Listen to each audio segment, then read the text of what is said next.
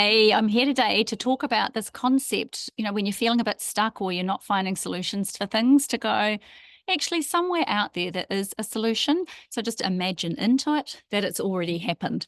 So this is one of the 8 tips that Joe and I have been sharing that can be really effective, especially if you're feeling swamped or like you're at work and you've got a colleague who just turns up and is blah, and it affects your day all the time. Just imagine that there's a solution. And it might be that it's not you having to come up with it. Just feel into a part of you where it's already solved, or it's no longer an issue, or a version of you where it's no longer an issue. You might be sitting there going, yeah, that's all very well for you. You know these things, you've done it before. That's never happened for me. Or it might be that you've attempted to do it in the past and it didn't work. And so it can be like, nah, that doesn't work for me. That's too airy fairy.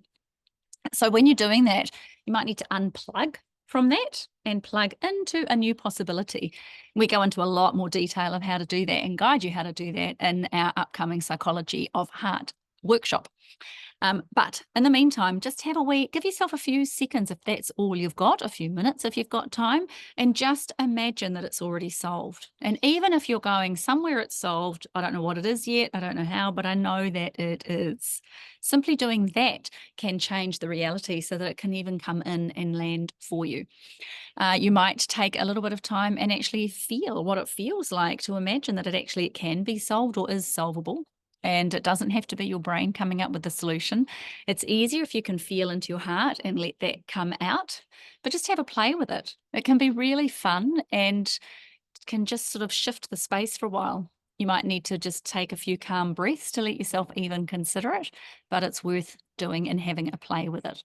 And if you do, we'd love to hear what came up for you and how that changed things for you. So until next time, have a fabulous day.